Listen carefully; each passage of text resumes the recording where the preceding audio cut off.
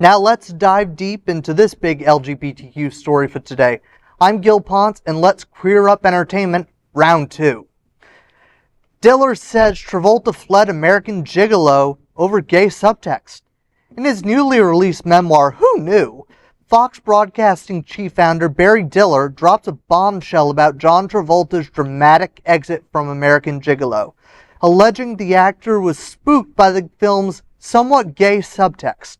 As The Hollywood Reporter details, Travolta, riding high after the successes of Saturday Night Fever and Grease, was set to play high-end escort Julian Kay in Paul Schrader's 1980 drama.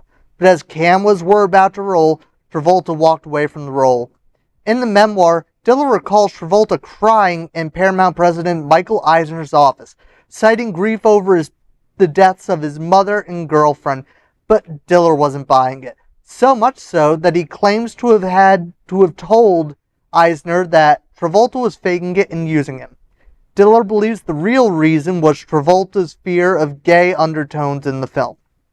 He writes that Travolta's twerpy, inexperienced manager steered him away. Director Paul Schrader echoed Diller's account, saying Travolta was shaken by career setbacks, family loss, and growing anxiety about the film's queer layers. Richard Gere eventually took the role and embraced the role. In 2012, Gere said, "There's kind of a gay thing that's flirting through it. I wanted to fully immerse myself in all of that." Richard Gere, it was actually, oh, what the heck, I'm still going to say, he is very attractive to this day, so anything revolving the Richard Gere and gay, I'm here for it. I need the movie.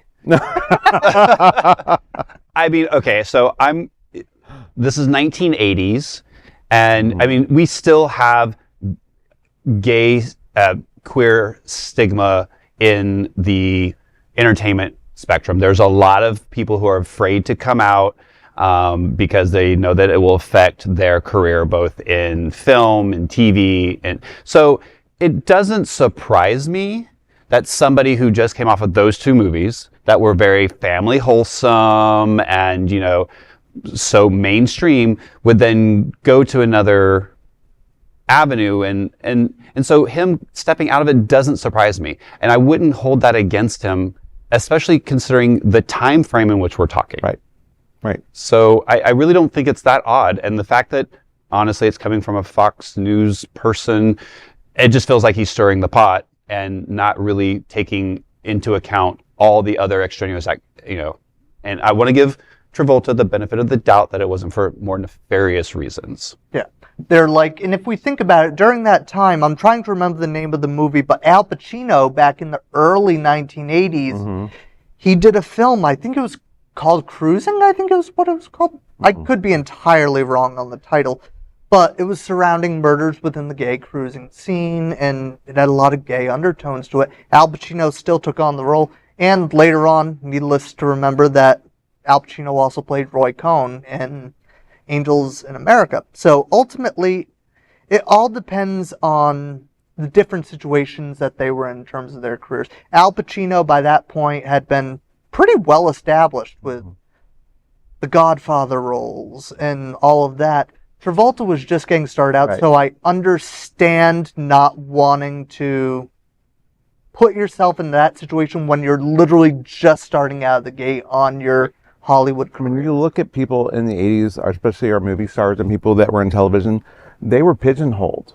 Yeah, when they had a role that was successful for them too, even if it wasn't a good role, that's what they were pigeonholed in going forward. And we saw that with the young kids growing up in sitcoms.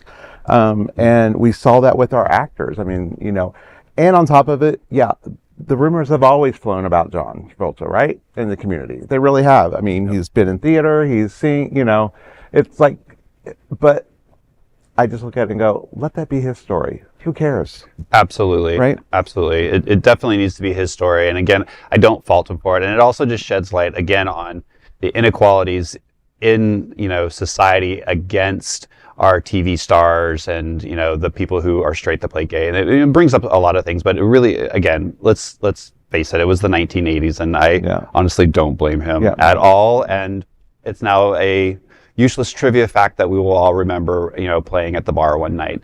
So that is a big LGBTQ story for today. There is no other queer nonprofit media platform like this in the entire world. Support our LGBTQ stories by subscribing and sharing Queer News Tonight.